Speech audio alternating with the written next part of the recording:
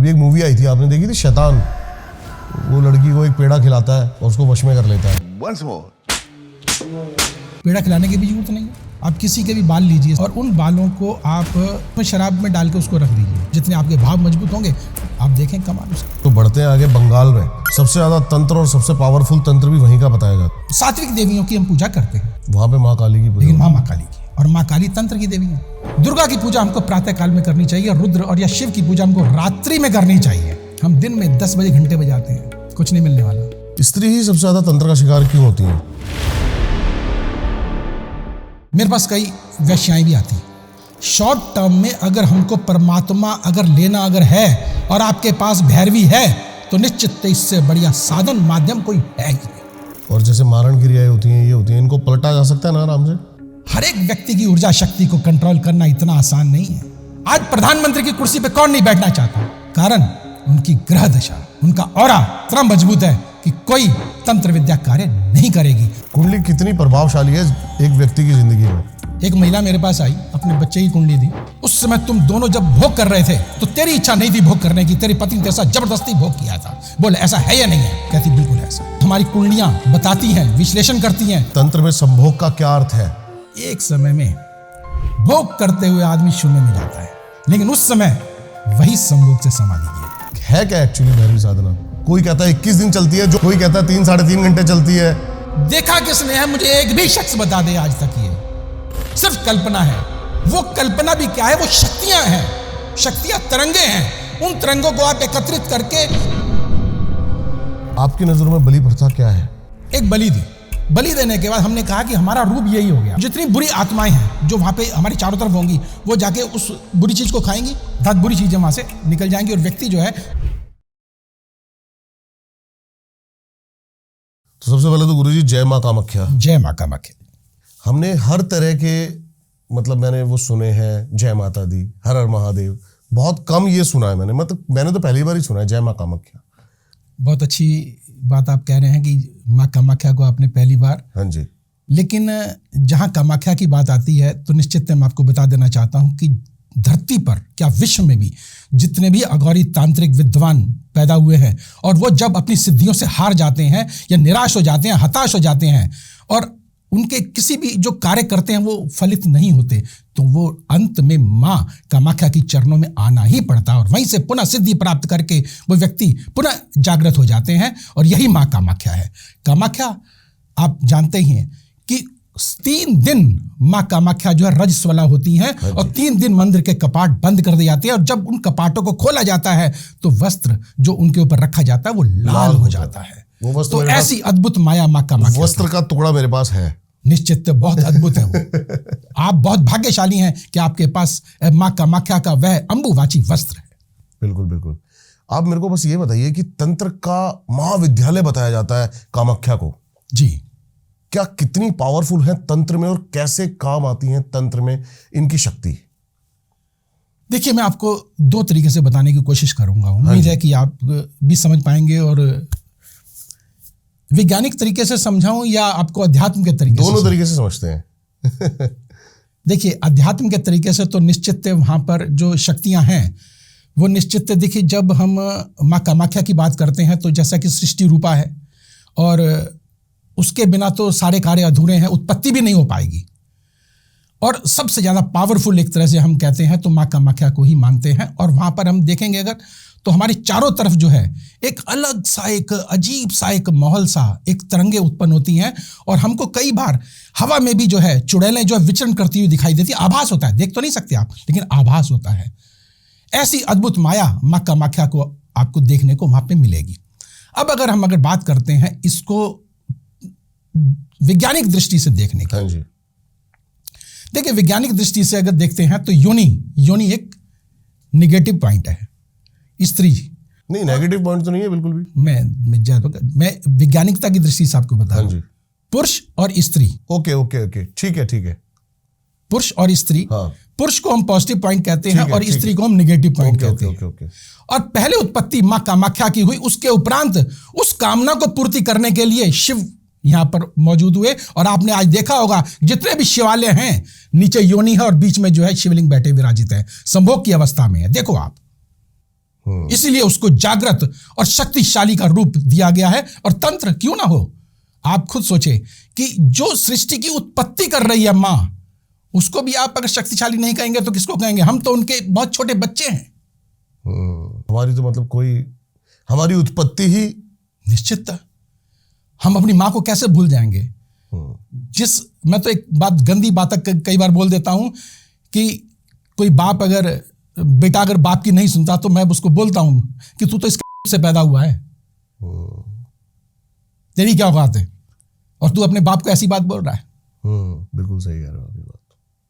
परमात्मा के ऊपर आते हैं जी। परमात्मा है या नहीं? आप मानते हैं? कोई तो शक्ति है, मैं मानता हूं। आप मानते हैं तो है, अगर आप नहीं मानते तो नहीं है। तभी कहा था आपने कि मैं एक ही लाइन में इसका जवाब दे दूंगा।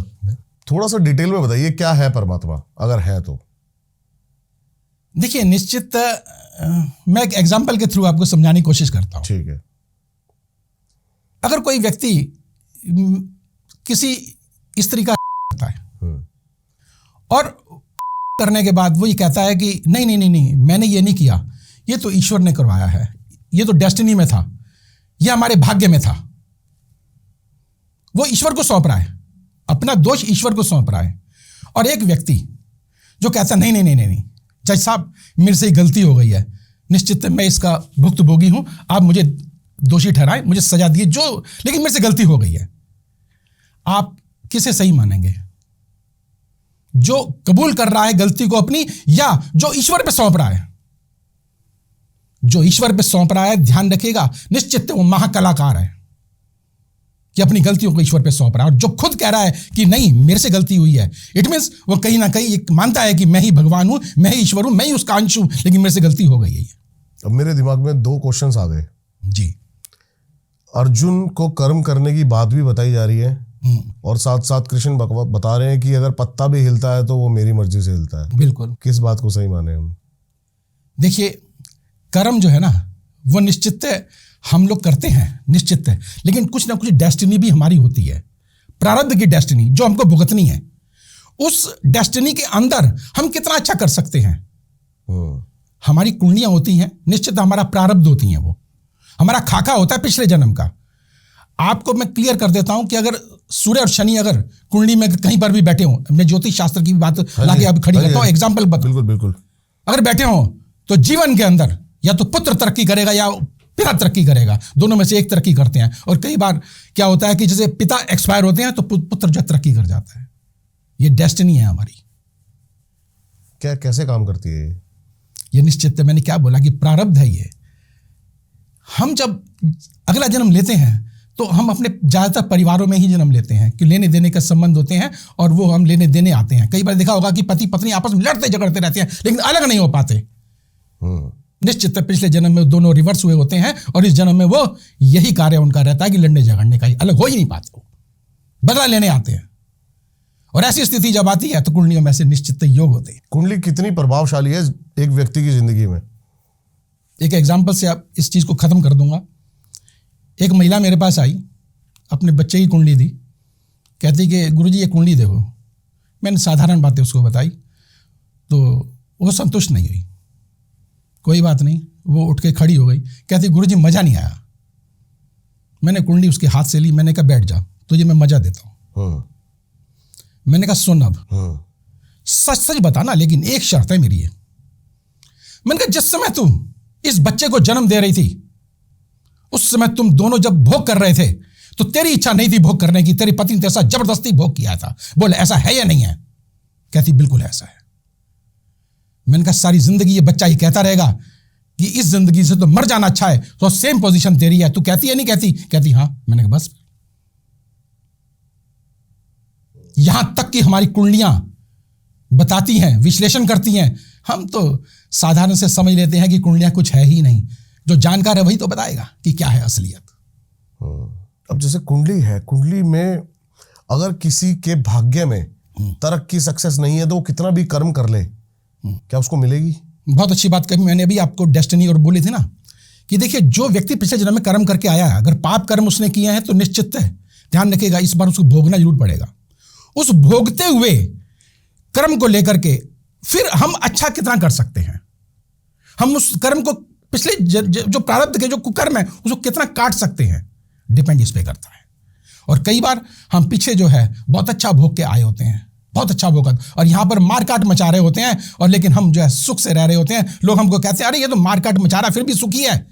वो प्रारब्ध में जो होके आया है उसका कर्मफल भोग रहा है वो, लेकिन वो जब आगे जब जाएगा तो वही जो पहले जो हुआ है उसके साथ वही होने वाला है। ये चक्र है। तो इसी में तो मैं कंफ्यूज हो गया कि ये परमात्मा करवा रहे हैं या फिर ये मनुष्य के ही कर्म है जो वो कर रहा है। बहुत अच्छी बात आपने की है। अभी परमात्मा का भी प्रश्न आपने पहले किया था। हाँ जी। और मैं वहीं पर आता हूं। हाँ जी। देखिए, हम और आप अगर बैठे अगर हैं, ठीक है, तो निश्चित एक किरणों के माध्यम से हम बात कर रहे हैं। हमारे जो बीच का जो माध्यम है वो क्या है, किरणें हैं, तरंगे हैं, ठीक है। और आपके अंदर भी एक विशेष प्रकार की ऊर्जा है, मेरे अंदर भी एक विशेष प्रकार की ऊर्जा है। और अगर अंदर तक अगर हम जाएंगे तो वो आत्मा गिनी जाती है। आत्मा को हम मानते हैं कि वो परमात्मा स्वरूप है, हमारे जो हमको जीवित रखे हुए। क्योंकि हम जरा सा भी अगर आभास करते हैं, हम कहते हैं ये मेरा हाथ है, ये मेरे कपड़े हैं, ये मेरा लंग्स है, ये मेरा हृदय है, मैं कहाँ हूँ? इसका मतलब ये दीज आर थिंग्स ना, ये भी एक चीज है, ये भी शरीर भी एक चीज हो गया, मैं कहाँ हूँ? इट मीन्स आत्मा, कोई सूक्ष्म शरीर हमारे अंदर, सूक्ष्म शक्ति हमारे अंदर कार्य कर रही है। बिल्कुल सही बात। और वही शक्ति मेरे अंदर भी कार्य कर रही है। अब उस शक्ति, उस स्टोरेज के अंदर एक, जैसे कंप्यूटर में एक आईसी होती है, वो क्या नाम है उसको बोलते हैं, स्टोरेज जिसको बोलते हैं, क्या करते हैं उसको, जीबी, वो SSD, hard disk, hard disk. उसी तरह से हमारी आत्मा में भी हमारे कर्म जो है वो स्टोर होते चले जाते हैं। वो स्टोर हो रहे हैं। जब आप अगले जन्म में जब आप जन्म लेते हो तो निश्चित वही उन्हीं कर्मों से के साथ आप जो है आगे पैदा होते हो, वही प्रारब्ध आगे बनता है। अब उससे आप कितना लड़के आगे निकल सकते हो, देखना ये है। मतलब इसमें मनुष्य के कर्म ही मेन निश्चित गिने जाएंगे। एक बार कामाख्या पे दोबारा आते हैं, मेरे दिमाग में कुछ विचार आए। जी जी। कामाख्या सबसे ज्यादा माना जाता है अपनी बलि प्रथा के लिए। आपकी नजरों में बलि प्रथा क्या है? क्या सही है, गलत है? क्योंकि एक समाज इसका बहुत तरीके से बहिष्कार करता है और एक समाज कहता है कि दुर्गा सप्तशती में भी लिखा है कि बलि प्रथा होनी चाहिए या होती है या होती आएगी, चलती रहेगी। आजकल बात चल रही है कामाख्या के बलि को रोकने की। अभी हमारे पास स्वामी योजी आए थे, उन्होंने बताया कि जिस दिन कामाख्या में बलि रुक गई ना, उस दिन वो तीर्थ स्थान भी लुप्त हो जाएगा। ये बात सत्य है। इसको यूं, जैसे मैंने भी आपको तरंगों का आपको मैंने समझाने की कोशिश की है, बताया मैंने आपको, ये सारा तरंगों का खेल है। अब कैसे बताइए। एक व्यक्ति है, वो परेशान है। परेशान क्यों है? कि उसके चारों तरफ जो नेगेटिव जो तरंगे हैं वो विराजित है, या यूं कहें कि अगर आप दूसरी भाषा में कह सकते हैं कि उसके चारों तरफ जो बुरी आत्माएं हैं विचरण कर रही हैं। बुरी आत्माओं को कहेंगे कि बुरी आत्माएं विचरण कर रही हैं। अच्छी और बुरी दोनों प्रकार की आत्माएं इस अंतरिक्ष में विराजित है। हम क्या करते हैं? अब हमने अपने नाम की सपोज एक बलि दी। हाँ जी। बलि दी। बलि देने के बाद हमने कहा कि हमारा रूप यही हो गया अब, और हमने बलि दे दी। और बलि देने के बाद जितनी बुरी आत्माएं हैं जो वहां पे हमारी चारों तरफ होंगी, वो जाके उस बुरी चीज को खाएंगी और वो व्यक्ति वहां से निकल जाएगा। अर्थात बुरी चीजें वहां से निकल जाएंगी और व्यक्ति जो है सुरक्षित होकर बाहर भी आ जाएगा और उसके साथ अच्छी चीजें साथ में जुड़ जाएंगी। अर्थात हम अपने बलाओं को, अपनी बुराइयों को, इनको खत्म करने के लिए, नष्ट करने के लिए हम वहां पे कहते हैं कि ये जो अंतरिक्ष में जो बुरी चीजें हैं वो हमारे से यहां से निकल जाए, हमारे साथ पॉजिटिवनेस आए। ठीक है। कई लोग पेठे की बलि भी देते हैं, तो वो सांकेतिक बलि है, भाव के साथ। अब बिल्कुल आप सही कह रहे हैं, भाव। मैं यही क्वेश्चन है मेरा कि बहुत अच्छी बात भाव आपने देखता कही। भाव, बिल्कुल आपने बिल्कुल बहुत बढ़िया किया। अब मैं एक बात आपको बताता हूं कि हम कहते हैं कि फला व्यक्ति ने 1 लाख 5 लाख मंत्रों का जाप किया। हाँ जी। लेकिन उसे सिद्धि प्राप्त नहीं हुई। क्यों भाई? तूने बड़ी तन्मयता के साथ मंत्रों का जाप किया है, फिर भी सिद्धि नहीं हुई। क्यों नहीं हुई? क्यों नहीं हुई? मैं एक बात बोलता हूं, आप 100 मंत्र बोलिए, भाव के साथ बोलिए, और आपकी जो इंटेंस जो होनी चाहिए, स्ट्रेंथ होनी चाहिए, मेंटल स्ट्रेंथ होनी चाहिए, वो कंसंट्रेटेड होनी चाहिए और इसके साथ स्ट्रांग होनी चाहिए, तो निश्चित आपको सिद्धि अवश्य प्राप्त होगी। और 100 मंत्रों से होगी, 5 लाख मंत्रों की आवश्यकता ही नहीं है। भाव होने चाहिए, आपकी विल पावर स्ट्रांग होनी चाहिए, आपकी इच्छा शक्ति होनी चाहिए, आपकी एकाग्रता होनी चाहिए। और इसी एकाग्रता का तो सारा खेल है। कभी हम यहाँ पे आज्ञा चक्र पर ध्यान करने के लिए कहते हैं, कभी नाक पर कह देते हैं, कभी किसी बिंदु पर कह देते हैं। तो कुल मिलाकर के जब तक आपके भाव और एकाग्रता नहीं होगी तब तक सारी सिद्धियां, सब पूजाएं निष्फल है। आप मानते हो आज्ञा चक्र को? चक्र निश्चित मानता हूं मैं। आपने कभी फील किया? यहां तक, अरे कमाल कर रहे हो, यहां तक कि इस बारे में तो ऑपरेशन तक हो चुके हैं लोगों ने। आपको मालूम नहीं है, तिब्बत में सबसे ज्यादा इस पर ऑपरेशन हुए हैं, थर्ड आई पर, और उन्होंने एक्टिव भी कर दिया उसे। अच्छा। हाँ, लेकिन एक्टिव तो कर दिया। अब एक चीज बताइए, अगर हम किसी बच्चे की अगर थर्ड आई को एक्टिव कर देंगे तो वो क्या करेगा? वो तो अपने आप को पता नहीं क्या समझ बैठेगा, गलत काम कर सकता है। तो इसीलिए उस ऑपरेशन को बंद कर दिया गया कि नहीं, अब हम नहीं करेंगे। हाँ, व्यक्ति जब ठुक ठुक के जब आगे बढ़ता है तो निश्चित वो दुनिया को समझ पाता है कि क्या अच्छा है क्या बुरा है। तो इसीलिए इसको जो है कर्म के साथ आगे बढ़ाया गया कि आप कर्म करो, बढ़ो आगे, ऑपरेशन के साथ नहीं। नहीं, मैं इस चीज पे बड़ा बिलीव करता हूँ। नहीं, जो चक्रास है, आज्ञा चक्र है, बिना आज्ञा चक्र के ध्यान रखिएगा कभी भी कोई भी वशीकरण हो नहीं सकता, सम्मोहन हो नहीं सकता, आकर्षण हो नहीं सकता, विद्वेषण नहीं हो सकता। इस प्रकार की जो क्रियाएं हैं हो ही नहीं सकती। आज्ञा चक्र को एक्टिव करना ही पड़ेगा। बिना आज्ञा चक्र के नहीं, पॉसिबल ही नहीं है। कुछ प्रोसेस है आज्ञा चक्र एक्टिवेट करने का आपकी नजरों में? क्या कि कैसे जल्दी से आज्ञा चक्र को एक्टिवेट करा जा सकता है या फिर देखा जा सकता है? मैंने अभी 3 अल्फाज यूज किए थे, आपको अगर ध्यान होगा तो। हाँ जी। इंटेंस मेंटल त्राटक जो आप कह रहे हो, हाँ, कंसंट्रेशन और स्ट्रांगली, ठीक है। बस ये 3 सूत्र काफी हैं। लेकिन अगर किसी बच्चे को अगर बोल दो या किसी को भी बोल दे, आप बेटा मैं तुझे साधना सिखाता हूं और तुझे काम कर, ये 10 दिन जो है मेरा जो है तो ये पानी भरना है, कभी नहीं भरेगा, एक दिन नहीं भरेगा वो। कहां से सीख लेगा वो? धैर्य कहां से आएगा उसके पास? धैर्य। व्यक्ति एक दिन करता कहता कुछ हुआ तो नहीं, कुछ होता ही नहीं, कुछ होगा भी नहीं, छोड़ो इसे। वो इसे बकवास और अंधविश्वास समझ के छोड़ देता है, जब तक कि विदेश से कोई जो है रिसर्च होके नहीं आती कि ये चीज है। एक बार की बात आपको बताता हूं मैं, बहुत पुरानी बात है, 20-25 साल हो गए, जब ये रेकी आया था तो रेकी चारों तरफ रेकी हो रहा था। मैं भी एक झोला पकड़ के किसी स्टेशन, हल्द्वानी स्टेशन पे खड़ा हुआ था, बुक स्टॉल पे खड़ा, तो मैंने देखा रेकी। मैंने कहा दिखाना भाई ये रेकी क्या है। एक पन्ना पलटा, दूसरा पलटा, मैंने उसके हाथ में दे दी। कहते ये क्या जी, किताब लेनी नहीं है आपको? मैंने पढ़ ली। पूछ ले मुझसे क्या पूछना तूने, क्योंकि मैंने क्या पढ़ा था। देखो हमारे वेदों शास्त्रों में सब चीज दी हुई है कि स्पर्श चिकित्सा बहुत बड़ी ताकत है। स्पर्श चिकित्सा या टेलीपैथी दूसरा, ठीक है। अब उसमें क्या है, रेकी मतलब स्पर्श चिकित्सा, तो स्पर्श चिकित्सा हमने पढ़ी हुई है, बाकी रेकी है क्या फिर? देखिए जो एनर्जी होती है, सारा खेल तो एनर्जी का है। जो एनर्जी होती है वो हमारी ज्यादा से कम की तरफ बहती है, ज्यादा से कम की तरफ बहती है, और इसी एनर्जी का ही खेल है सारा। अब आपको मैं बताता हूं, आप बड़े बड़े ऑफिस में जाइए, सुंदर सुंदर लड़कियां अपने चारों तरफ रखी जाती, क्यों रखी जाती हैं? वशीकरण करने के लिए? नहीं, मैं बताता हूं आपको। हाँ जी।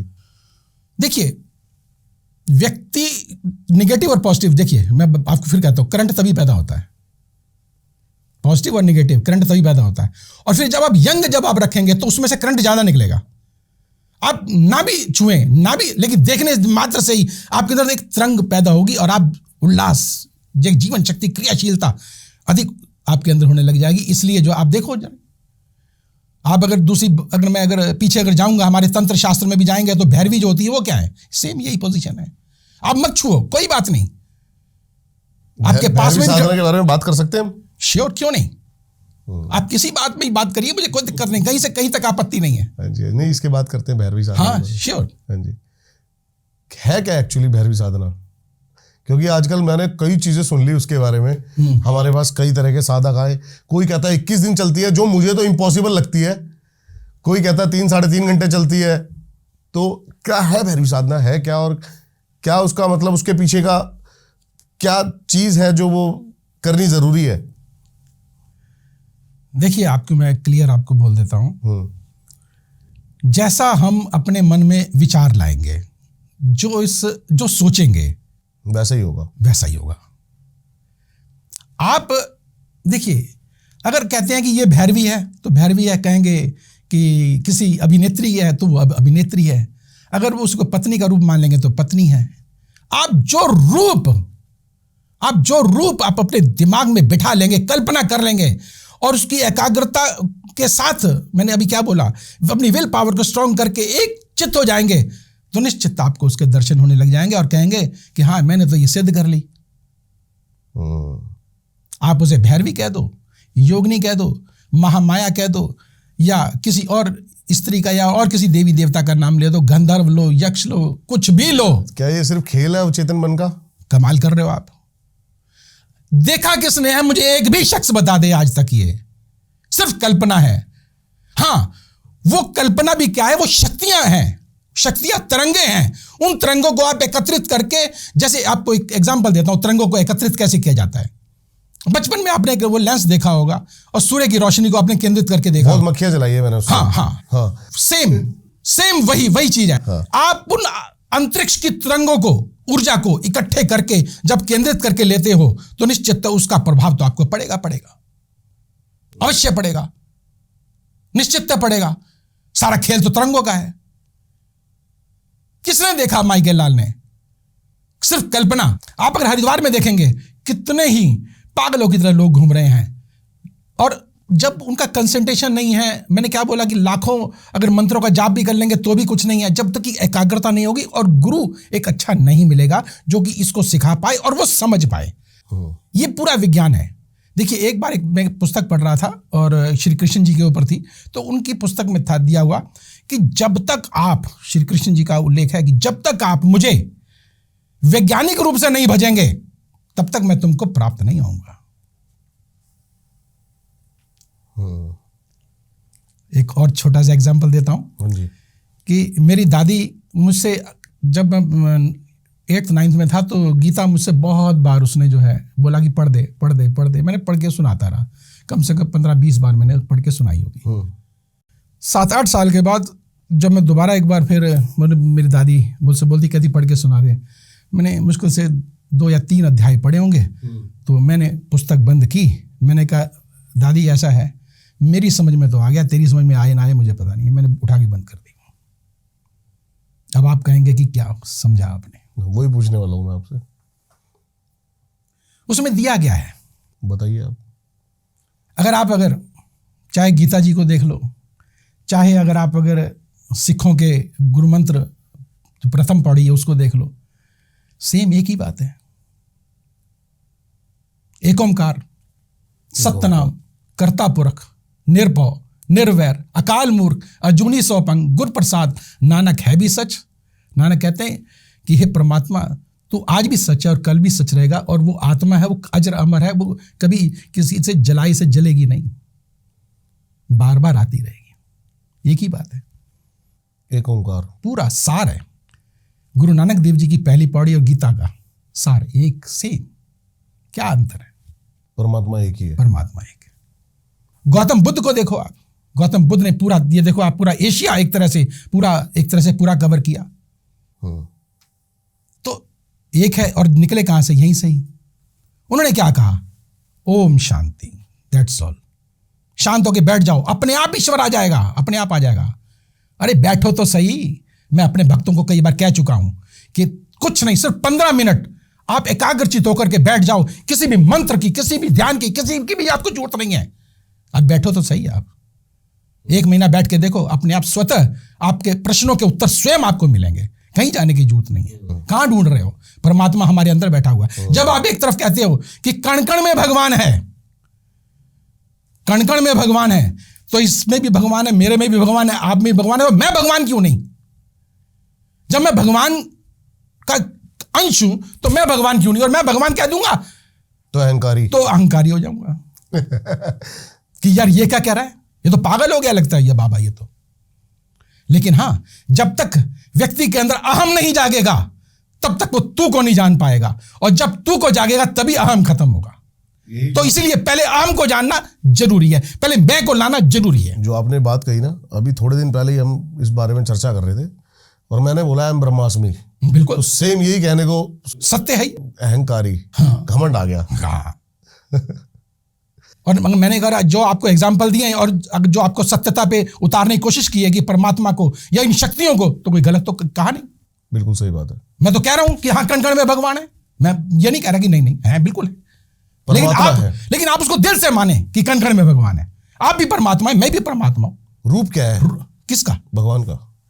अभी मैंने बहुत लोगों को रूप जानना है, क्योंकि लोगों ने रूप दिए हैं, ब्रह्मा विष्णु महेश, आजकल तो बहुत सारी एंटिटीज भी आ गई हैं, उनके बारे में भी बात करेंगे। बिल्कुल बिल्कुल बिल्कुल। देखो ऐसा है, मैं बहुत छोटी सी बात कर रहा हूँ, ये तो खैर बहुत दूर की बातें हैं। आप किसी भी अभिनेत्री, आप पुरुष हैं, मैं किसी अभिनेत्री की बात करूंगा, किसी भी अभिनेत्री को देवी का रूप दे दो, वो देवी है, वही रूप है। आप कल्पना करो ना, कौन सी कल्पना करते हो? कोई नोटों की कल्पना करता है तो वो नोटों में लक्ष्मी ढूंढता है।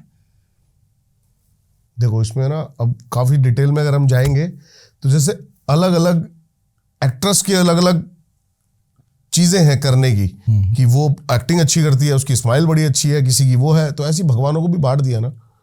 हाँ, ये बात आपने बहुत अच्छी की है। अब आप तंत्र पे अगर हम आते हैं तो तंत्र में क्या है कि हर एक वस्तु को प्राप्त करने के लिए अलग अलग जो है सिद्धियां हैं और देवियां हैं या देव हैं। अगर वाक सिद्धि चाहिए तो मां सरस्वती की पूजा करनी पड़ेगी, ठीक है ना। अगर लोक कल्याण के लिए अगर आपको चाहिए तो मां दुर्गा की। अगर आपको किसी का सहारक बनना या वशीकरण की शक्ति लेनी है तो त्रिपुर सुंदरी की और मां काली की पूजा करनी पड़ेगी। अगर वशीकरण की, अगर आपको ये विद्या चाहिए, सम्मोहन की विद्या चाहिए, तो निश्चित रुद्र देवता की पूजा करनी पड़ेगी, जो कि यहां से आज्ञा चक्र से ही प्रारंभ होती है। रुद्र देवता, रुद्रदेव। अच्छा।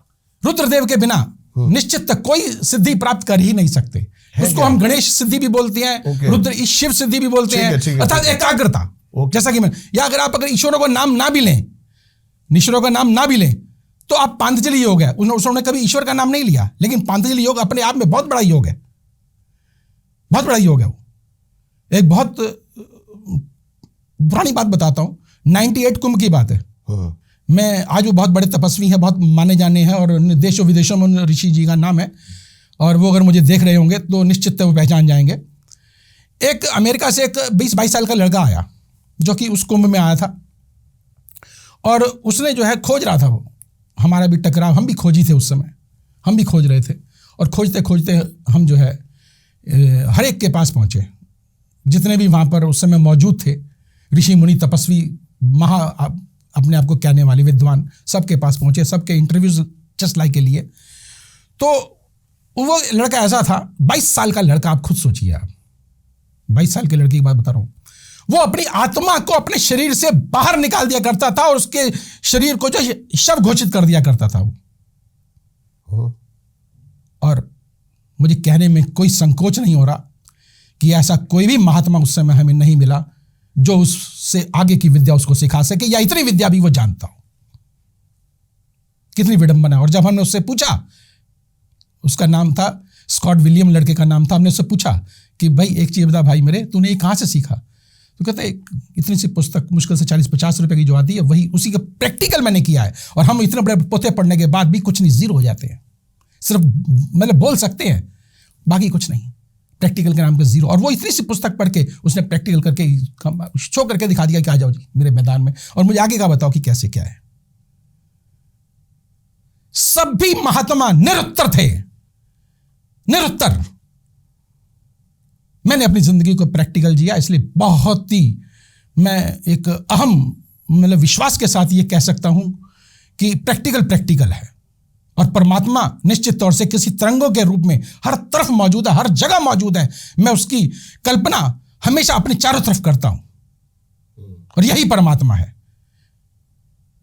जो अंतरिक्ष में जो विचरण करने वाली शक्तियां हैं, यही परमात्मा है, और मैं ही परमात्मा हूं। और हम एक रूप हो जाएं तो बस हो गया। क्या अंतर है? कोई अंतर नहीं है। जैसा कि मैंने प्रारंभ में भी आपको एग्जाम्पल दिया था कि अगर मैंने कोई गलती की है तो हां, मैं उसका कसूरवार हूं, मैं ईश्वर पे नहीं सौंपने वाला। मैंने गलती की, ईश्वर पे नहीं सौंपने वाला, मैं कलाकार नहीं हूं। अभी हम भैरवी साधना की बात कर रहे थे। अवश्य। अभी हमारा जो क्वेश्चन है, एक तंत्र में संभोग का क्या अर्थ है, और अभी हम ओशो की भी बात कर रहे थे, उनकी भी एक बुक है जो मैं पढ़ रहा हूं, संभोग से समाधि। जी बिल्कुल। तंत्रा सेक्स भी एक थ्योरी है। क्या है, क्या ये, इसको थोड़ा डिटेल में आप बता सकेंगे क्या है? संभोग को इतना महत्वपूर्ण क्यों बताया गया तंत्र में? हाँ, मैं बताता हूँ आपको, बहुत ही बारीकी के साथ समझाने की कोशिश करूंगा। देखिए, तंत्र और आपने बोला कि संभोग से समाधि तक, जो कि हमारे रजनीश जी ने दिया हमको। हाँ जी। ये रजनीश जी ने क्या दिया, हमारे दर्शन शास्त्र में पहले से ही मौजूद था।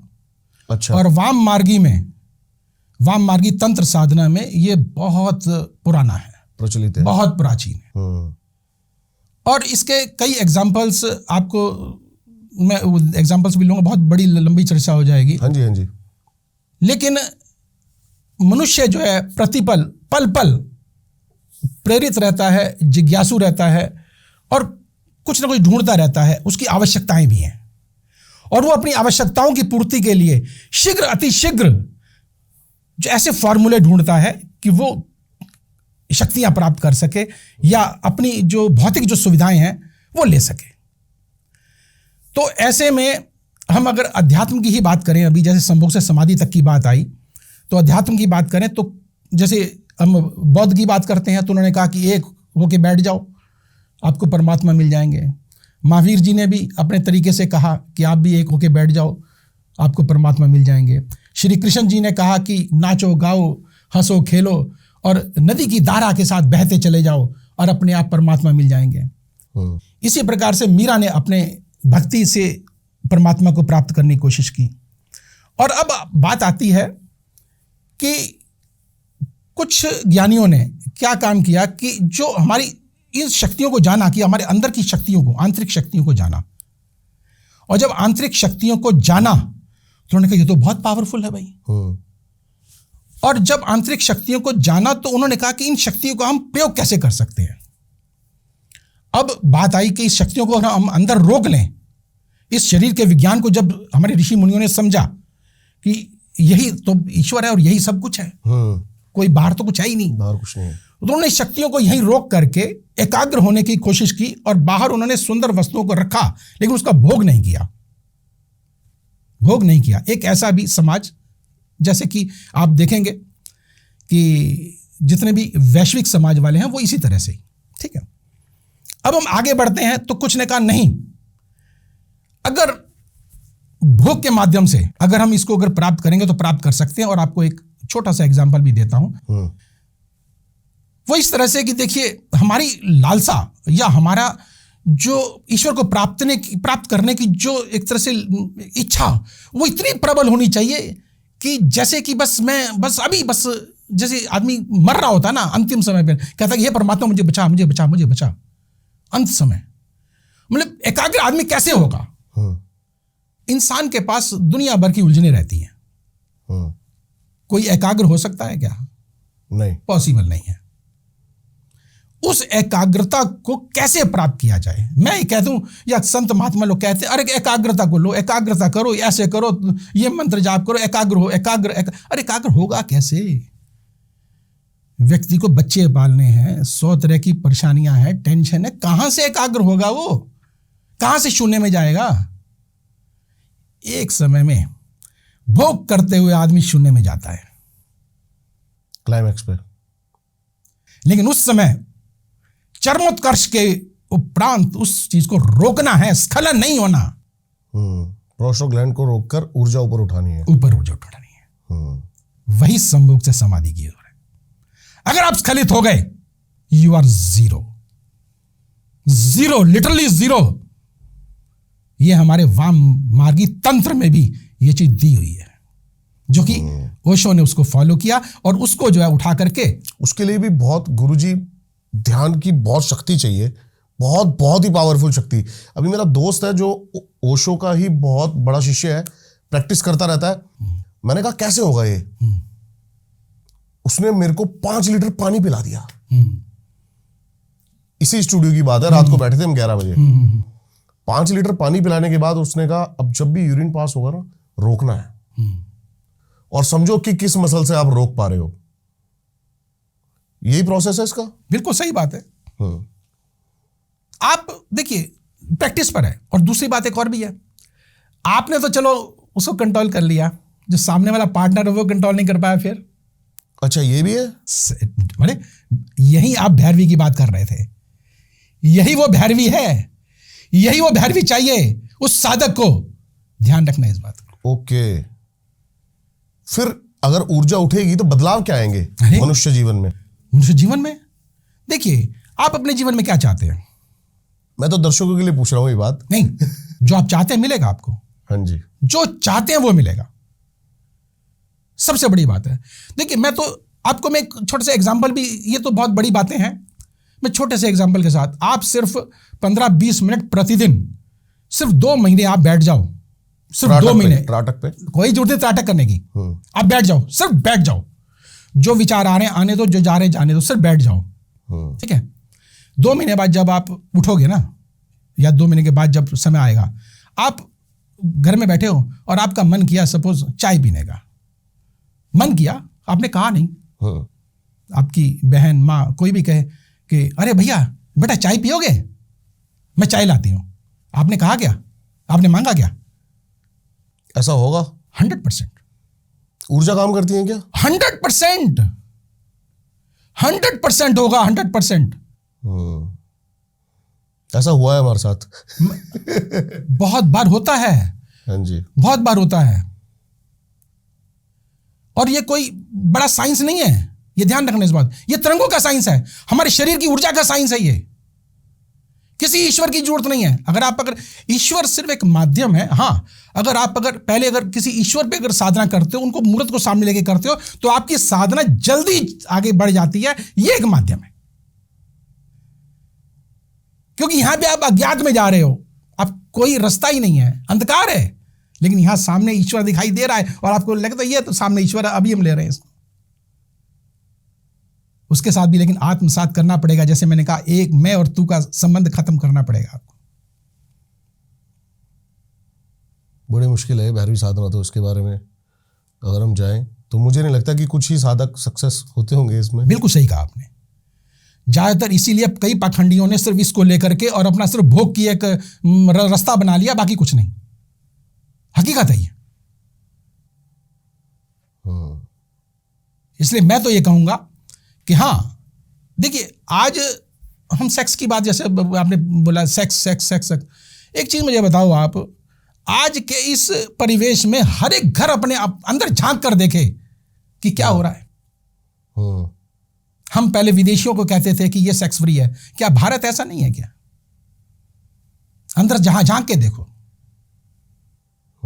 अपने आसपास झांक के देखो, अपने घरों में झांक कर देखो, कोई अछूता नहीं है। खून के आंसू सभी रोते हैं, कोई विरला ही होगा महामाया का जो नहीं रो रहा होगा। एक क्वेश्चन और पूछना आपसे जी, क्या वही बड़ा साधक बन सकता है जिसकी कामुक ऊर्जा सबसे ज्यादा हो? यस, कामुक ही व्यक्ति साधक है। जिसके अंदर कामुकता नहीं है वो साधक हो ही नहीं सकता, क्योंकि उसके अंदर शक्ति नहीं है। शक्ति नहीं है, शक्ति वहीं से पता लगती है पहली। देखिए, सबसे पहली मूलाधार शक्ति तो वहीं से उठेगी। पहले जो जागृत होगा वो ये योनानांगी जो है, मैंने देखा है कि जो भी कामुक व्यक्ति होता है बहुत इंटेलिजेंट मिलते हैं वो। डेफिनेटली है, बिल्कुल है सर, 100% ऐसा है।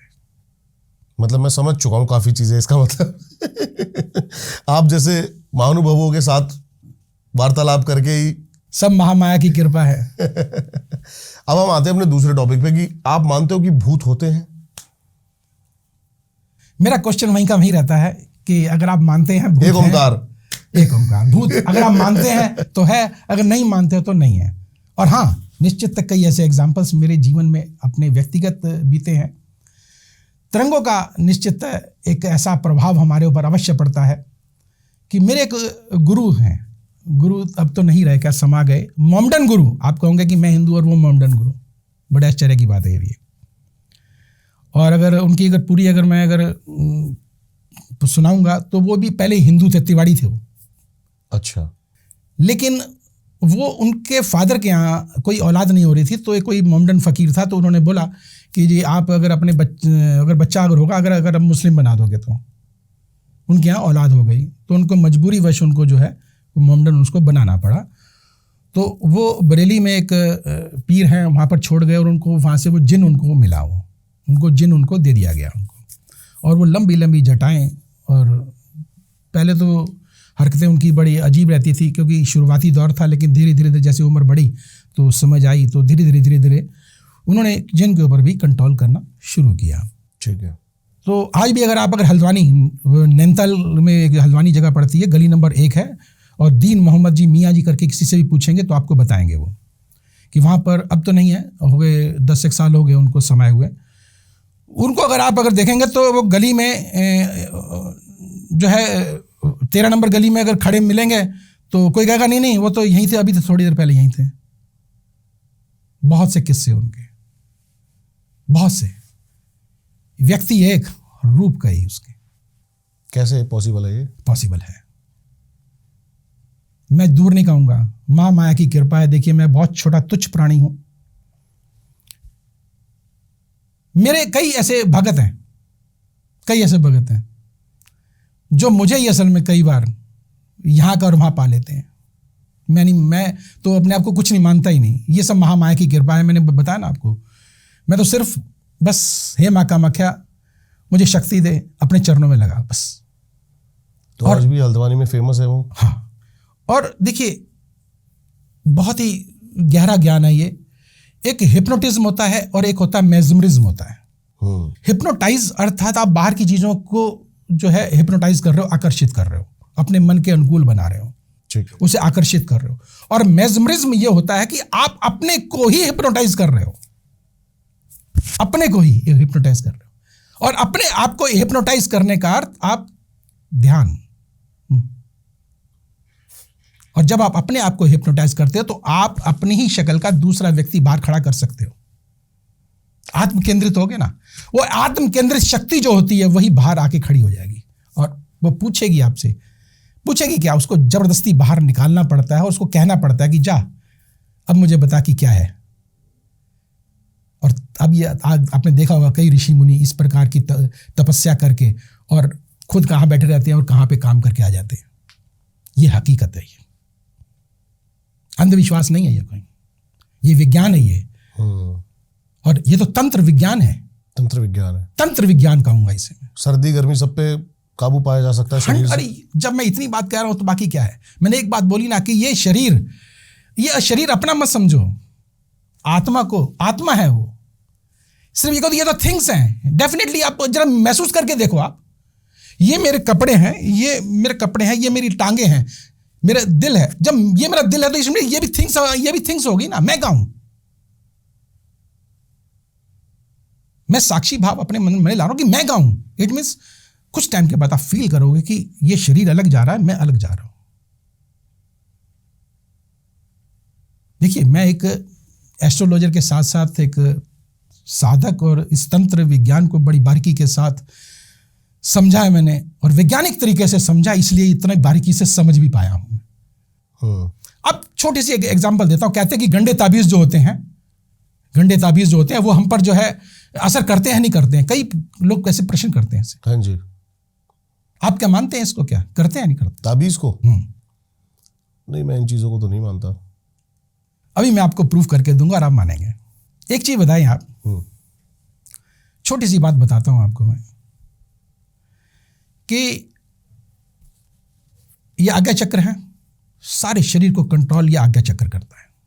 ठीक है, अगर हम माथे पे के ऊपर अगर यहां पर अगर कोई चंदन का तिलक लगाने तो ये ठंडा हो जाता है,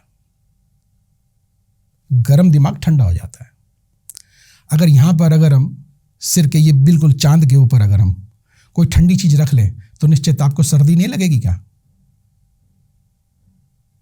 नहीं लगेगी सर्दी। आपको और बताता हूं, आप अपने नेल आपके हैं, कहेंगे ये निर्जीव है, लेकिन आप इस नेल के ऊपर खाली एक जमाल घोटे का लेप कर लीजिए, आपको 1 घंटे के अंदर दस्त लग जाएंगे आपको, जो कि निर्जीव चीज है। आपने कहां रखी और कहां असर उसका हो रहा है। आप अपने कान के अंदर आपने आंख देखा, आंख, उसका दूध निकालें और उसको थोड़ा सा घी वो गर्म करके कान में डाल दीजिए, आपके दांत का दर्द ठीक हो जाएगा। कहां डाला और कहां असर जा रहा है उसका, और दूसरी बात बताता हूं आपको मैं कि आप मुझे एक बहुत पुरानी बात है, एक सज्जन थे, तेल बेचने वाले थे। हाँ जी। मतलब जैसे कहते बाजार में देखा ना, ये तेल वो तेल, बड़े स्पेशल तेल, अब नाम नहीं लूंगा मैं उन तेलों का। तो वो मैंने कहा क्या दिखा भाई क्या?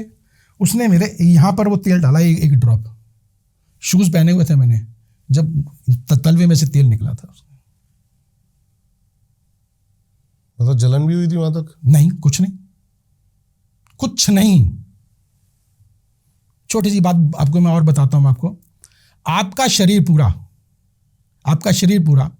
अगर ये बैठा हुआ अगर है या खड़ा अगर है, तो इस धरती पर गुरुत्वाकर्षण के कारण खड़ा हुआ है। अगर गुरुत्वाकर्षण नहीं होगा तो क्या आप खड़े होंगे? नहीं, बिल्कुल नहीं। प्लस और माइनस, ये खेल है पूरा, निगेटिव पॉजिटिव का खेल है पूरा। ये पूरा ऐसे तंत्र विज्ञान है, पूरा एक ऊर्जा का सिस्टम है। आप अगर देखेंगे, मैं अगर आपको ये हाथ जोड़ के अगर आपके खड़े हो जाऊं और कितना भी क्रोधी व्यक्ति क्यों ना हो, वो शांत हो जाएगा। क्यों?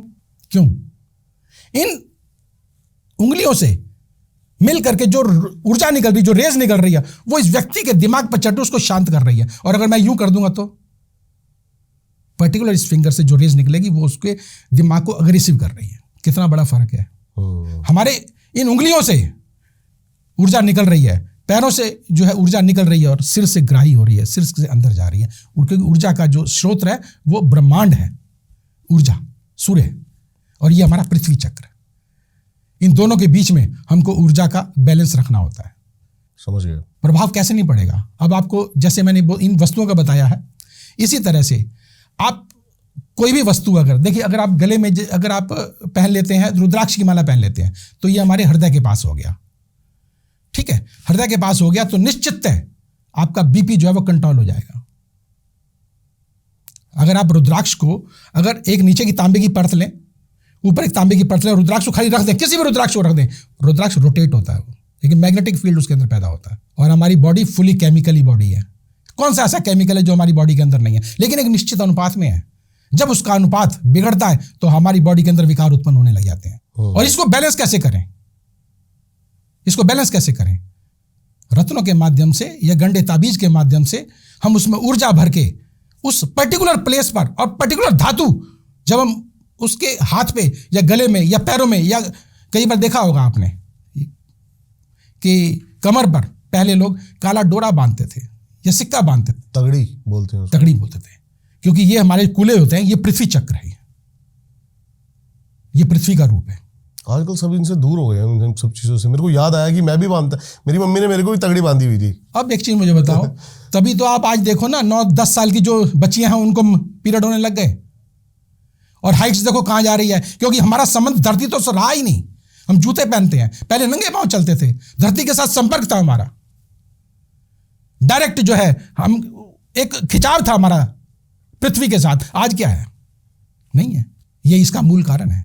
गुरुजी, हम षट कर्मों की बात कर रहे थे, उसमें से एक घातक ही कहूँगा मैं तो, मारण, वशीकरण। ये एक्चुअल हो जाता है वशीकरण? बिल्कुल जैसा दिखाते हैं कि उसको वश में कर लिया। अभी एक मूवी आई थी, आपने देखी थी, शैतान? वो लड़की को एक पेड़ा खिलाता है और उसको वश में कर लेता है। ऐसी चीजें होती हैं? बिल्कुल होती हैं।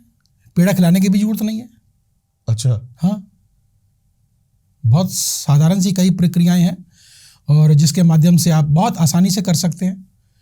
लेकिन ऐसे बताना जो है वो घातक है, क्योंकि व्यक्ति उनका दुरुपयोग करता है। नहीं, आप कुछ चीज़ें बता दीजिए थोड़ी। हाँ, कुछ चीज़ें मैं ऐसे आपको बता देता हूँ कि निश्चित आप अगर सपोज एक साधारण सा एक प्रयोग बता देता हूँ।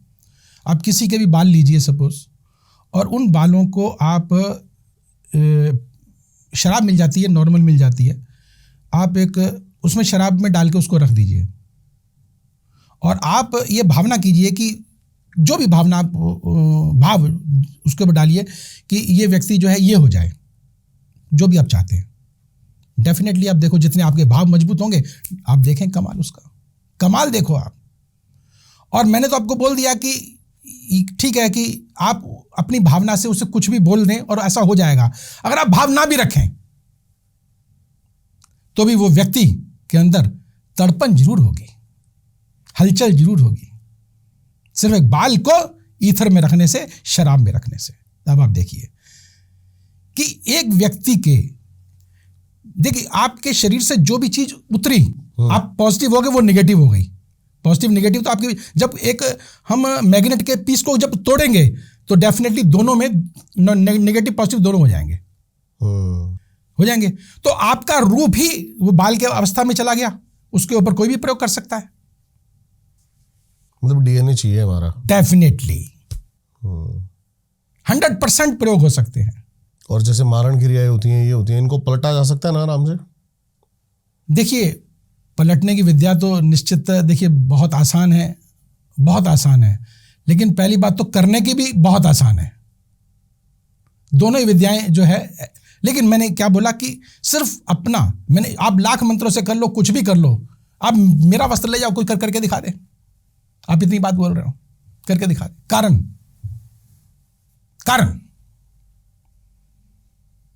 हर एक व्यक्ति की ऊर्जा शक्ति को कंट्रोल करना इतना आसान नहीं है। कैसे कर लोगे? आज प्रधानमंत्री की कुर्सी पे कौन नहीं बैठना चाहता?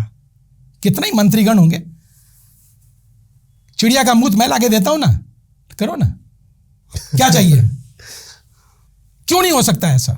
क्या तांत्रिक मांत्रिक कम है कि धरती पर? क्या करो ना, क्यों नहीं हो सकता? कारण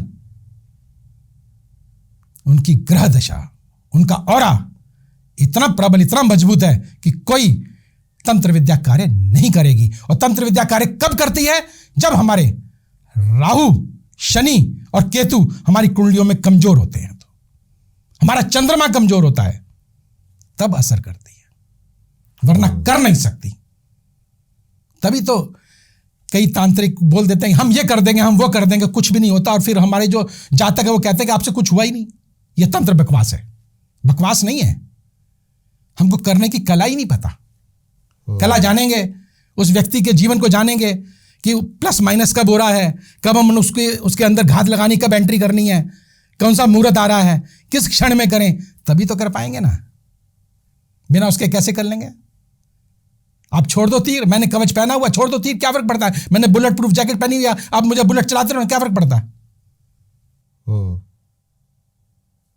तंत्र तो एक बुलेट है ना। आप जब बुलेट प्रूफ जैकेट पहन ली तो फिर क्या है? इसीलिए इस विज्ञान को समझना इतना आसान नहीं है। अभी हम कुंडली पर आते हैं आपकी। आपने ग्रहों की बात करी। अभी मैं एक बुक पढ़ रहा था, उस बुक का नाम याद नहीं आ रहा, वो ये नाम याद करने की कोशिश कर रहा था। उसमें ये लिखा हुआ था कि ग्रहों के हिसाब से आदमी नहीं चलता है, आदमी के औरे के हिसाब से ग्रह चलते हैं। क्या ये सच है?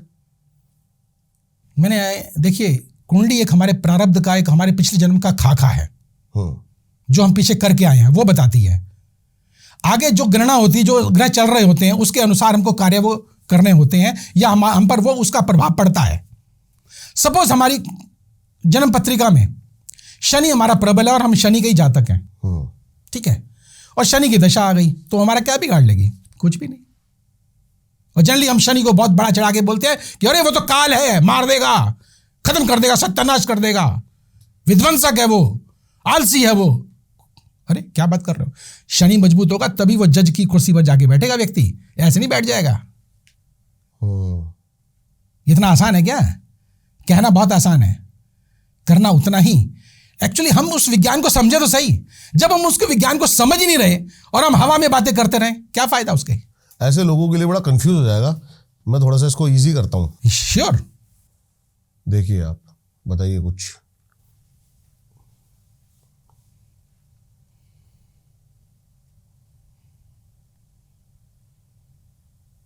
एक छोटी सी बात आपको मैं बताता हूं इसमें। ये आपकी जो कुंडली है, ये तुला लग्न की कुंडली है, ठीक है। अब इसमें मंगल देव हमारे अष्टम भाव पर आके बैठ गए। हम जनरली इसके मांगलिक बोल देते हैं, ठीक है, मांगलिक बोलते हैं। एक तो ये आपको मैं बता रहा हूं। दूसरा, शनि जो है हमारे चतुर्थ भाव पर आ गया और पंचमेश का स्वामी होकर आ गया, तो ये हमारा शनि हमारा कभी भी जो है अहित नहीं करेगा। पहली बात तो क्लियर कर सुन लेना, सिर्फ दो ही पे लेके चलता हूं मैं, पकड़िए से। और पहली बात तो जो हमारी जो मंगल की जो मांगलिक दोष की धारणा है, उसको मैं क्लियर करता हूं आपकी। जनरली हम कहेंगे कि मांगलिक, ये मंगल है अष्टम भाव में है, पूर्णतः मांगलिक है और इसका विवाह मांगलिक के साथ ही होना चाहिए, ठीक है। एक्चुअली मंगल है कहां, बैठा कहां हुआ है? मंगल हमारे जो है यहाँ जो प्राइवेट पार्ट्स है, या ये इस एरिया में आके मंगल बैठ गया, हमारे पेट के ऊपर मंगल आके बैठ गया, ऐसे व्यक्ति का ये जो चीज होती है नीचे गर्म होगी। अगर वो कोई भी और गर्म पदार्थ खा लेगा तो गर्मी और बढ़ जाएगी, गुस्सा और बढ़ जाएगा। ऐसे व्यक्ति को एक सलाह दी जाती है कि तू सिर्फ ठंडा खाना खाएगा, गर्म खाएगा तो निश्चित गर्मी बढ़ेगी, गर्मी बढ़ेगी तो सिर के ऊपर चढ़ेगी तो क्या होगा, धैर्य खो दोगे और मस्तिष्क के साथ ही सभी कार्य होते हैं। जब गैस दिमाग पे चढ़ेगी तो क्या कुछ अच्छा लगेगा?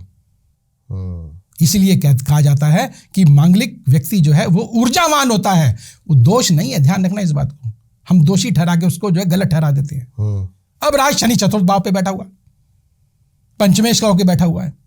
अब ऐसे में शनि इसका कभी जिंदगी में कुछ नहीं बिगाड़ सकता। शनि हमेशा इसके लिए शुभ रहेगा, कितनी भी दशाएं अंतरदशा आती रहे।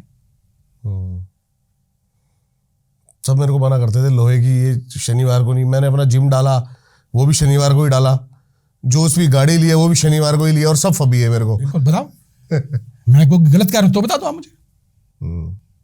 अब एक काम और कर लो, देखो मैं ये तो नहीं कहूंगा कि आप शराबी बन जाओ, एक ढक्कन रोज पीना शुरू कर दो निश्चित जिंदगी में कभी किसी चीज की कमी हो जाए मुझे पकड़ लेना, गारंटी इस बात की भी। लेकिन शराबी मत बनना, एक ढक्कन रोज लेना बस ठीक है, एक ढक्कन, कोई भी रम वम ब्रांडी कुछ भी एनीवन। नौकरी हो गई, प्रेम विवाह हो गए, स्वास्थ्य हो गया, सब कुंडली से कैसे प्रभावित है? निश्चित देखिए कुंडली में 12 हाउस होते हैं और हर एक हाउस का अपना अपना एक महत्व होता है। जब हम प्रेम की बात करते हैं तो प्रेम का पंचम भाव देखा जाता है, और व्यापार के लिए बात करते हैं तो द्वितीय भाव, सप्तम भाव और इसके साथ दशम भाव देखा जाता है। अब हम एक एक करके लेते हैं। सपोज आज प्रेम की बात करते हैं, प्रेम का पंचम भाव अगर छठे भाव पे चला गया तो निश्चित वो क्या होगा कि कहीं ना कहीं जो है वो टकराव अवश्य होगा, पहली बात। और अगर अष्टम पर चला गया तो किसी ना किसी गुप्त शत्रु के द्वारा अर्थात उसके रिश्ते अवश्य टूटेंगे। अगर उस पर राहु की दृष्टि बढ़ गई तो निश्चित कोई दूसरा व्यक्ति आकर के सामने आकर के जो है ये मामले को खराब कर देगा। और अगर चंद्रमा की दृष्टि पड़ गई तो माता खराब करेगी, अगर सूर्य की दृष्टि पड़ गई तो पिता खराब करेंगे। अब हम कहते हैं कि रिश्ता खराब हो क्यों रहा है, कहां से हो रहा है, तो निश्चित इन स्थितियों को अगर हम देख लेंगे तो हम जान पाएंगे कि कोई तीसरा व्यक्ति मेल है, फीमेल है, या माता है, पिता है, दादा है, दादी है, कौन है, निश्चित हम जान पाते हैं। और अगर राहु की अगर दृष्टि पड़ती है तो जनरली ध्यान रखेगा कि हम अदृश्य बाधाओं के भी शिकार हो जाते हैं, या यूं कहें कि राहु और चंद्रमा अगर मिल करके अगर पंचम भाव पर अगर आ गए तो हम कह सकते हैं निश्चित है कि सफेद चीज में उसको मिला के अवश्य खिलाया गया और अपने वश में किया गया है, क्योंकि राहु अदृश्य है। जितनी भी धरा पर बुरी चीजें हो रही हैं, जितनी भी हो रही हैं, आप जितना का भी नाम लेंगे वो सब राहु के अंतर्गत है। वहां पर राहु मौजूद है क्योंकि वो अदृश्य है। और कहते हैं ना कि कर कोई गया और नाम किसी और का, वो जिसके साथ बैठा होता है नाम उसका हो जाता है, वो तो करके निकल जाता है, वो दृश्य शक्ति करके निकल जाती है। तो इसी प्रकार से व्यापार का है। अगर व्यापार की भी स्थितियां अगर ऐसी अगर होंगी, इन भाव पे पड़ेगी, द्वितीय पे, सप्तम पर या दशम पर, तो निश्चित है व्यापार में भी यही होता है कि किसी ने कुछ कर तो नहीं दिया, चलते चलते काम कई बार बंद हो जाते हैं। दूसरे व्यक्ति ने अच्छा पैसा लगाया हुआ, शोरूम भी उसका बढ़िया, लेकिन उसका नहीं चल रहा, और इसने ये कुछ भी नहीं है, लेकिन कोई शो नहीं है, और आता भी आराम से 10, 11 बजे, 12 बजे दुकान के ऊपर, लेकिन उसकी दुकान बहुत अच्छी चल रही होती है। निश्चित इनका प्रभाव अवश्य पड़ता है, 100% पड़ता है। अब करना क्या होता है? वही मेरे को जानना है। अब रेमेडी बताओ आप ऐसी कि इन चीजों को सही करा जा सकता है। अवश्य 100% किया जा सकता है। आप लालसा किसकी चाहते हैं? लालसा क्या है, इच्छा क्या है? लक्ष्मी की चाहते हैं तो लक्ष्मी जी को ही रखने पड़ेगा। अगर आपने अगर वहां पे भैरव बाबा को रख लिया तो लक्ष्मी जी नहीं आएंगी, ध्यान रखना इस बात का भी। भैरव बाबा का तो आगमन तब जब मुकदमेबाजी हो या किसी का वशीकरण करना हो, तब भैरव बाबा को याद करो, उनकी सिद्धि करो, निश्चित है आपको सिद्धि प्राप्त होगी। और लक्ष्मी की प्राप्ति कर रहे हैं और आपने अगर जो है फोटो किसी और देवी देवता की लगाई हो तो कैसे लक्ष्मी प्राप्ति हो जाएगी? आप लक्ष्मी जी की भी फोटो ना लगाएं, मैं दूसरी बात करता हूं, आप नोटों के बंडल सामने उनकी फोटो लगाएं और 24 घंटे मन में धारणा करें कि हे लक्ष्मी देव, हे नोट मेरे पास आ रहे हैं, बरस रहे हैं, बरस रहे हैं, बरस रहे हैं। अगर आपने ये कह दिया कि बरसेंगे, वो बरसेंगे, वो गए, वो फ्यूचर में चले गए। और अगर आपने कह दिया बरस रहे हैं, बरस गए, तो बरस गए तो जीरो, तू भी फिर भी जीरो है। बरस रहे हैं, करंटली उसको लो कि अभी बरस रहे हैं, बरस रहे हैं, आ रहे हैं, आ रहे हैं। कॉन्टिन्यूस सेंटेंस में उसको मैनिफेस्टेशन कह सकते हैं इसको। है जी, मैनिफेस्टेशन। डेफिनेटली। आप मंत्र जाप करते हो तो वो क्या है? किसी देवी देवता का मंत्र, वो क्या है? मैंने क्या बोला? एकाग्रता जरूरी है। 5 लाख करने की कोई जरूरत नहीं है, मात्र 100 करो, लेकिन एकाग्रता के साथ करो, वो फलित होंगे, 100% होंगे। और वहां पे जो नेगेटिव ऊर्जा है 100%, देखिए आप सपोज हमारे पड़ोस में किसी की डेथ हो जाती है, लोग रोते हैं, वहां का माहौल कैसा बन जाता है? कैसा बन जाता है? बिल्कुल सैड, दुख में। ठीक है, चारों तरफ की ऑरा कैसी हो जाती है, तरंगे वहां की कैसी हो जाती हैं। और अगर वहां पे डीजे बजने लग जाए तो पैर थिरकने लग जाएंगे। तो खेल किसका है? तरंगों का। तो हम अपने चारों तरफ ऐसी पॉजिटिव तरंगे बना के रखें कि हमेशा पॉजिटिव ही हो। अब निगेटिव रखेंगे तो निगेटिव होगा। आप एक चीज मुझे बताइए, जैनी कभी आपने कभी गरीब देखे हैं? नहीं। कारण तो आप ही बताएंगे। एक कारण, जैनी ये कहते हैं कि हे प्रभु, मेरा मंगल कर, मेरे शत्रु का भी मंगल कर। कितनी बड़ी बात है। कोई शत्रु का मंगल करना चाहता है तो कहते हैं जनरली, अरे शत्रु को मार, पड़ोसी को मार, इसको मार। लेकिन वो कहता है कि नहीं, मेरे पड़ोसी, मेरे पास अगर एक कार अगर है, उसको 2 कार दे प्रभु, उसका मंगल कर पहले, उसका मंगल कर, मेरे शत्रुओं का मंगल कर। और जब वो मंगल मंगल मंगल मंगल करता रहता है तो उसके चारों तरफ मंगल मंगल मंगल ही होना शुरू हो जाता है। उसके साथ जो लोग टकराएंगे वो भी मंगल वाले टकराएंगे, वो भी मंगल वाले होंगे। तो इसलिए आप देखो उनके चारों तरफ लोग कैसे हैं? पूंजीपति, अथाह संपत्ति के मालिक। देखो आप कभी गरीब देखे नहीं देखा होगा, कभी भीख मांगते हुए कभी जैनी को देखा नहीं होगा कभी। ये बहुत बड़ा तंत्र ऊर्जा का ये विज्ञान है। इसको समझेंगे तो सही है, नहीं है तो जैसे जी रहे जीते रहो। सही कह रहे हो आप ये बात। ये डिपेंड ऑन अस, हमारे अपने पे डिपेंड करता है कि हम क्या कर रहे हैं। हम हमारे अपने पे है। तंत्र विज्ञान की बात करते हैं तो बढ़ते हैं आगे। बंगाल में जी सबसे ज्यादा तंत्र और सबसे पावरफुल तंत्र भी वहीं का बताया जाता है। जी बिल्कुल, बहुत अच्छी बात आपने पूछी है। देखिए, अगर हम बाधिकर पूरे अगर भारत की अगर बात करते हैं तो जनरली हम श्री कृष्ण जी, हनुमान जी, दुर्गा, सात्विक देवियों की हम पूजा करते हैं। वहां पे माँ काली की पूजा, लेकिन वहां माँ काली की, और माँ काली तंत्र की देवी है।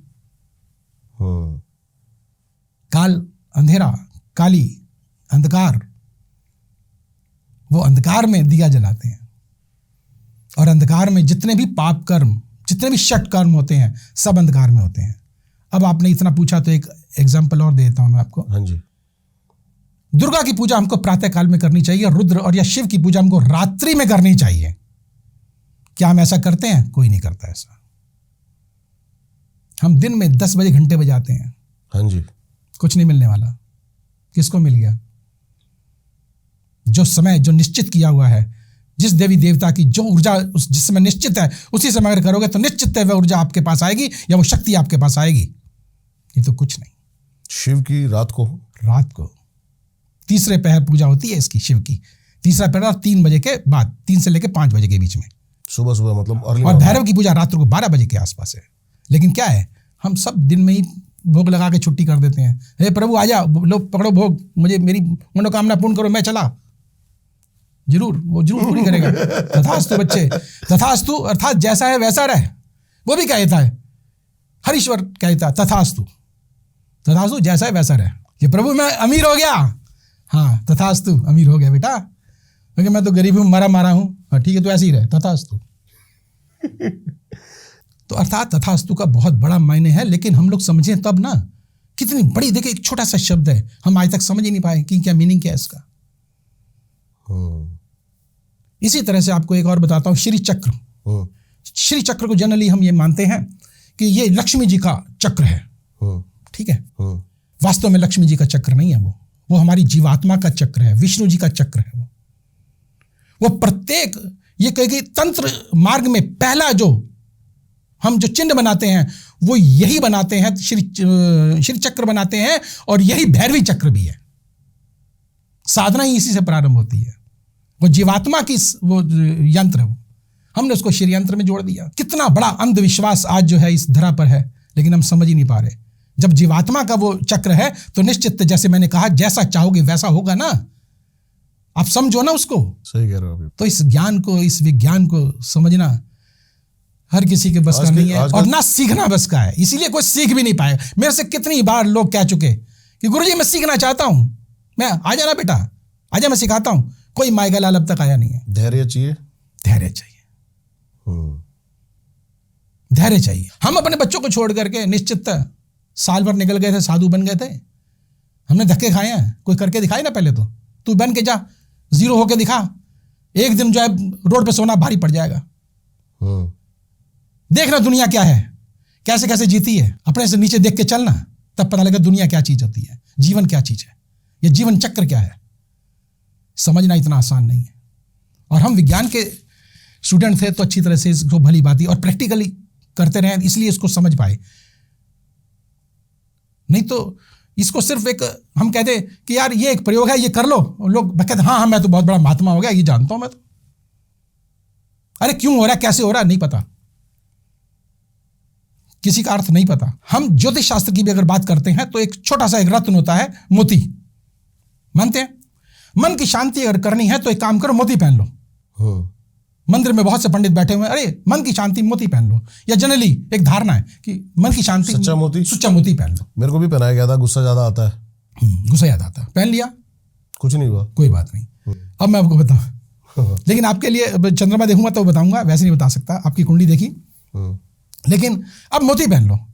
मोती करता क्या है, मोती क्या करता? मोती हमारे, देखिए, चंद्रमा को कंट्रोल करता है, हमारे मन को कंट्रोल करता है, ठीक है, हमारी कल्पनाओं को बढ़ाता है, वो कल्पनाशील है। मोती कल्पनाशील है, बॉडी के अंदर कैल्शियम को बढ़ाता है। अब एक चीज बताइए, हमने मोती पहन लिया और अगर कैल्शियम की मात्रा अगर हमारे बॉडी के अंदर पहले से ही अधिक मात्रा में है और हमने मोती पहन लिया, तो अल्ट्रावायलेट रेस से वो जो है बॉडी के अंदर कैल्शियम जब जाएगा तो वो डिपॉजिट जाके कहाँ होगा? किडनी में, पथरी हो जाएगी। क्या पहनना चाहिए? अब दूसरी बात, ये स्वास्थ्य की दृष्टि से बता देता हूं। दूसरी बात, मोती पहन लिया और आपका चंद्रमा सपोज 6 या 8वें भाव पर बैठा हुआ है, आपको पता ही नहीं, आपको तो आपने तो मोती शांत करने के लिए पहनना है, ठीक है। जब भी पूर्णमासी आएगी, अमावस्या आएगी, ज्वार भाटा आता है उस समय, और बॉडी का 90% पानी होता है, उबाल मारता है, वो भी ऊपर जाता है वो।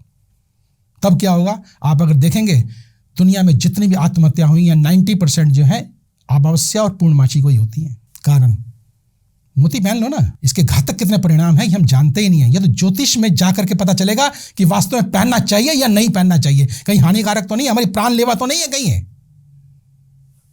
कोई रत्न अगर आपके लिए प्राण घातक साबित हो सकता है तो निश्चित जीवनदायक भी साबित हो सकता है, लेकिन जानना पहले पड़ेगा कि ज्योतिष कुंडली में कि क्या सही है और क्या गलत। उससे पहले नहीं पहने, कदापि नहीं। इसमें एक और सवाल है जो बार बार मेरे को मतलब, और ये सच है, स्त्री ही सबसे ज्यादा तंत्र का शिकार क्यों होती हैं?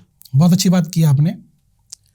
देखिए, मैंने पहले भी आपको बताया, ये निगेटिव है और पॉजिटिव, ठीक है।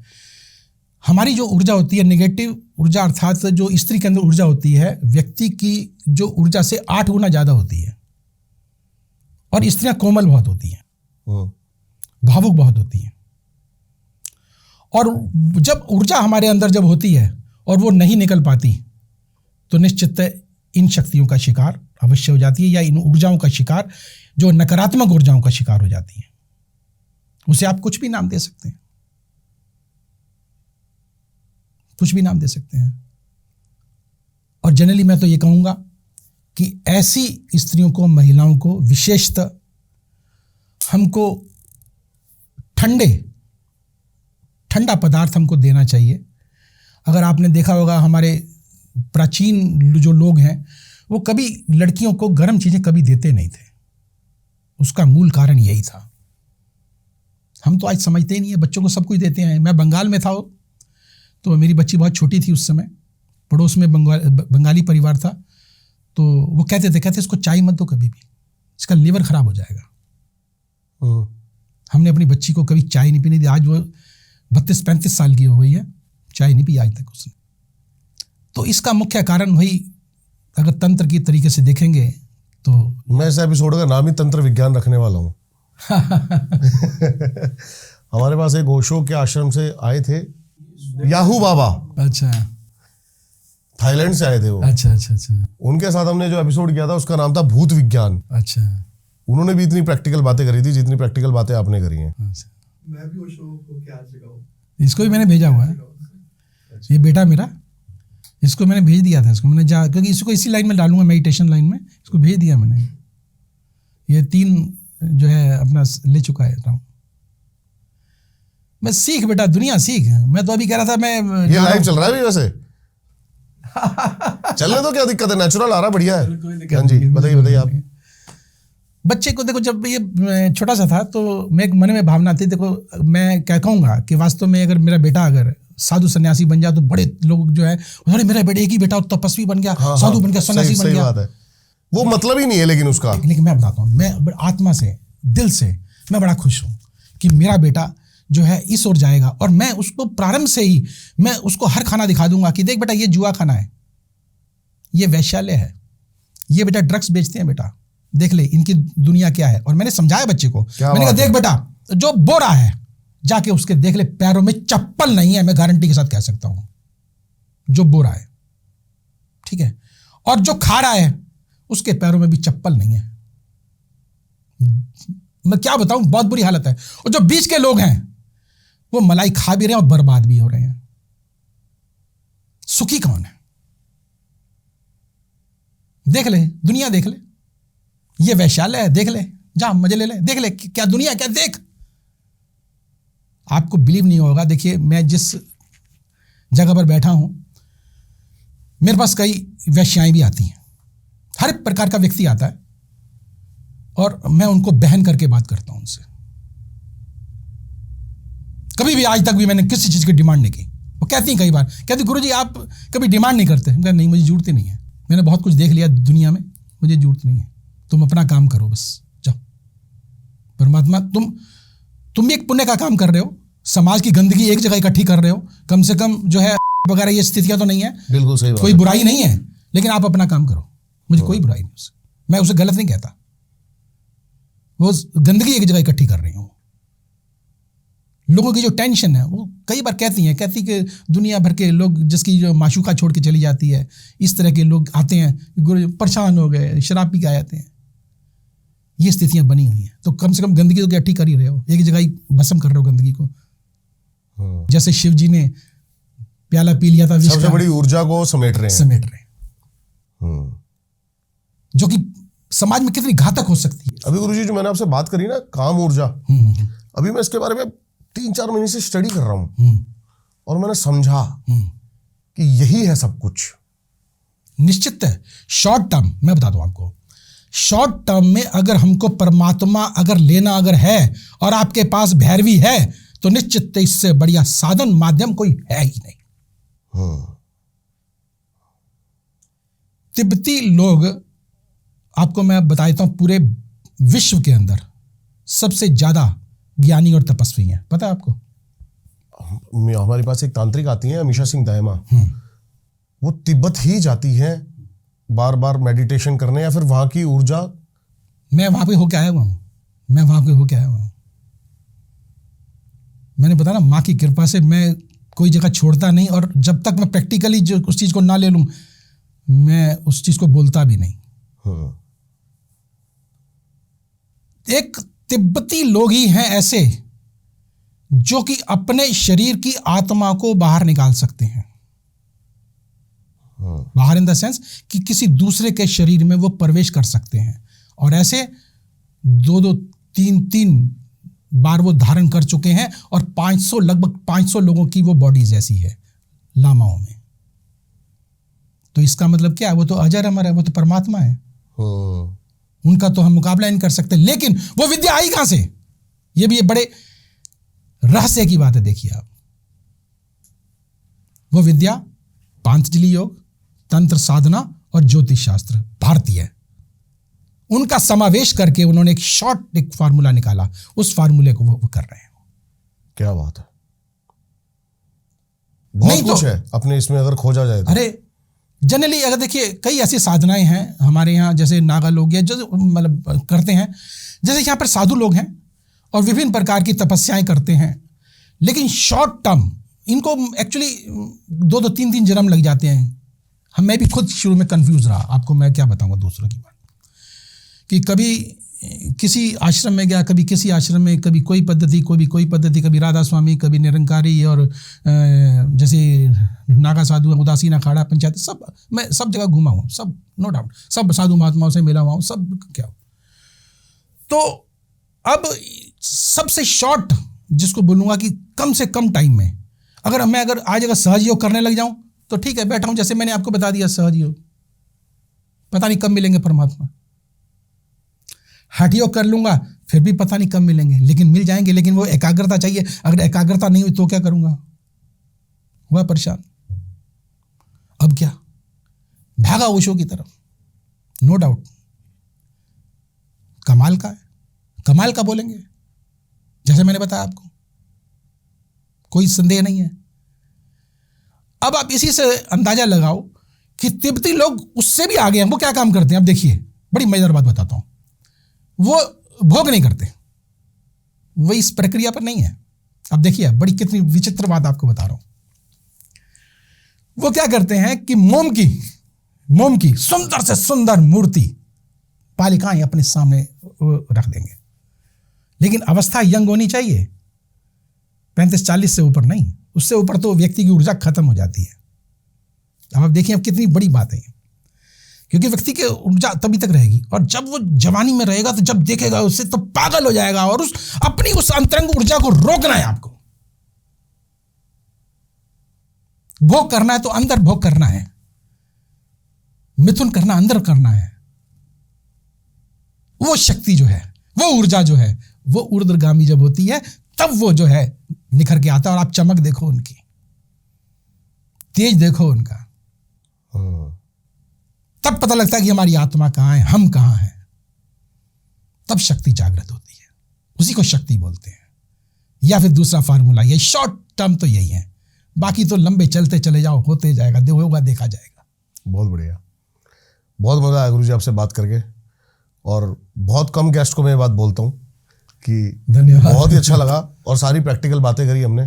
धन्यवाद आपका आने के लिए। जय मां कामाख्या। आपको भी आई होप इतना ही पसंद आया हो जितना इसको हमने प्यार से बनाया है। अपना बेस्ट पार्ट जरूर कमेंट्स करके बताएं। गुरुजी की सारी डिटेल्स आपको मिल जाएंगी डिस्क्रिप्शन में, जाके जरूर इनसे कनेक्ट करें। मिलता हूं आपसे किसी और पॉडकास्ट में या फिर किसी लोकेशन पर, तब तक के लिए सबको नमस्कार। जय मां कामाख्या। जय मां कामाख्या।